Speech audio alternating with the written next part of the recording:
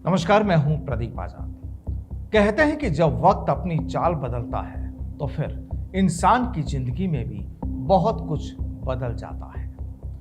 इंसान की सोच कुछ होती है, लेकिन फिर उसकी मंजिल कुछ और ही हो जाती है। कुछ ऐसी ही कहानी है यूपी के माफिया डॉन बबलू श्रीवास्तव की, जिसका असल नाम था ओम प्रकाश श्रीवास्तव। अब ये बबलू श्रीवास्तव कौन है और क्या है इसकी जिंदगी की कहानी, आज केस डायरी में होगी इसी पर चर्चा।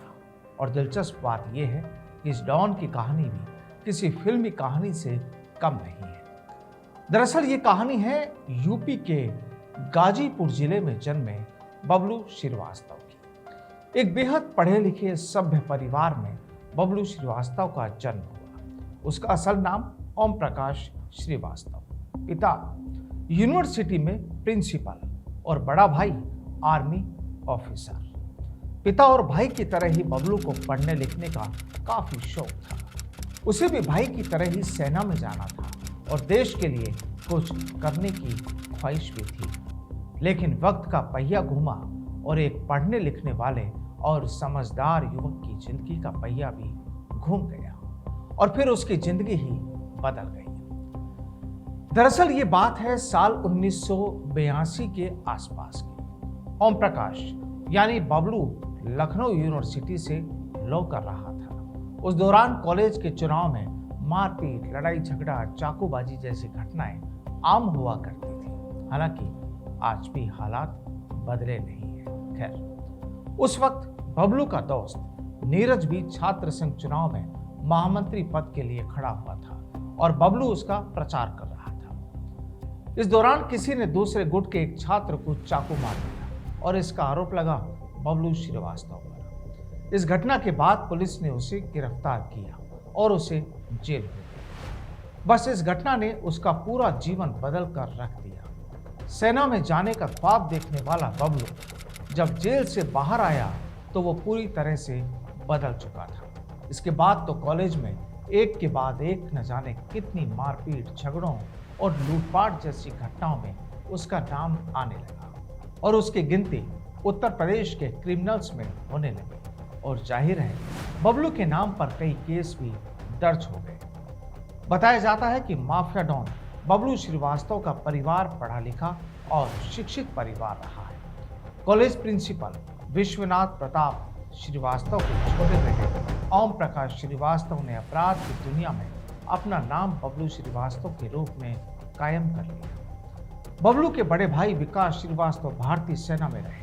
हालांकि वह भी उनकी तरह अधिकारी बनना चाहता था, लेकिन कॉलेज की घटना ने उसे किडनैपिंग किंग से लेकर अंडरवर्ल्ड डॉन के किंग पिन तक पहुंचा दिया और अन्ना शुक्ला के खिलाफ मन में नफरत का भाव बढ़ गया। दरअसल ये अन्ना शुक्ला वही था जिसकी वजह से बबलू श्रीवास्तव के जेल की हवा खानी पड़ी। अब चाकूबाजी की घटना में जैसे ही बबलू बाहर निकला, अन्ना ने उसे स्कूटर चोरी के एक फर्जी केस में जेल भिजवा दिया।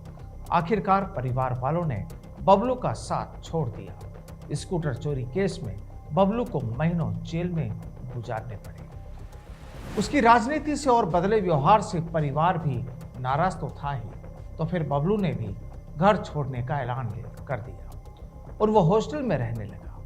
आखिरकार अन्ना के खिलाफ मन में नफरत लिए वो माफिया राम गोपाल मिश्रा से मिला। आपको बता दें कि राम गोपाल मिश्रा और अन्ना शुक्ला के बीच अदावत पहले से ही थी। वहीं राम गोपाल मिश्रा ने बबलू श्रीवास्तव के भीतर बदले की आग देखी तो अपने साथ उसे मिला लिया, जिसके बाद बबलू ने जुर्म की दुनिया में एंट्री मार दी और फिर उसने कभी पीछे मुड़कर नहीं देखा। आखिर वक्त बदला, माहौल बदला और फिर बदलते वक्त और बदलते माहौल के चलते उसकी क्राइम की कुंडली भी बढ़ती चली गई। अपहरण, फिरौती और हत्या जैसी घटनाएं, और ये केवल अकेले यूपी में ही नहीं, इन घटनाओं के अंजाम में जब बबलू श्रीवास्तव का नाम आने लगा तो यूपी के साथ ही दूसरे सूबों की पुलिस भी उसके पीछे लग गई। जाहिर था कि अब बबलू पुलिस से बचता फिर रहा था, लेकिन इस दौरान दूसरे अपराधियों से भी उसकी मुलाकातें होने लगी और उनसे भी वो मदद मांगने लगा। कहा जाता है कि पुलिस से बचते हुए वो नेपाल पहुंच गया और कुछ समय तक नेपाल से ही अपना नेटवर्क चलाने लगा। लेकिन थोड़े दिनों बाद ही उसने नेपाल को भी छोड़ दिया। नेपाल से वो सीधा दुबई पहुंच गया, जहां बबलू की मुलाकात अंडरवर्ल्ड डॉन दाऊद इब्राहिम से हुई। अब दाऊद को पहले से ही बबलू की टेरर का पता चल चुका था और फिर यहां से वो उसके साथ जुड़ गया। दाऊद और बबलू में दोस्ती हुई तो बबलू दाऊद के इशारे पर हिंदुस्तान में काम करने लगा और उसका गैंग भी बेहद ताकतवर हो गया। उसने देश में अपना अच्छा खासा नेटवर्क तैयार कर लिया। दरअसल बबलू का मेन काम था किडनैपिंग को अंजाम देकर फिरौती की मांग करना। कई छोटे छोटे बदमाश उसके साथ थे जो किडनैपिंग करके बबलू श्रीवास्तव को बताते थे और फिर बबलू उनकी फिरौती को लेकर सौदेबाजी करता था। पुलिस बबलू के काले कारनामों से परेशान हो चुकी थी। देश की कई बड़ी किडनैपिंग में उसका नाम शामिल था और कहा जाता है कि फिरौती ना मिलने पर वो उस शख्स की हत्या तक कर देता था। लंबे वक्त तक वो दाऊद के साथ मिलकर काम करता रहा और दोनों का याराना भी अच्छा चल रहा था। लेकिन फिर वक्त ने करवट ली और ये दोस्ती टूट गई। बताया जाता है कि साल 1993 में के मुंबई धमाकों के बाद उसने दाऊद का साथ हमेशा हमेशा के लिए छोड़ दिया। कहा जाता है कि जब डी कंपनी ने मुंबई ब्लास्ट की प्लानिंग की तो बबलू इसके विरोध में आ गया। इस बात को लेकर दाऊद से उसका झगड़ा हुआ और बबलू ने दाऊद को खुलेआम धमकी दी कि अगर विस्फोट हुए तो वह उसे गोली मार देगा। बावजूद इसके विस्फोट तो हुआ, लेकिन दाऊद को भी भागकर पाकिस्तान में शरण लेनी पड़ गई।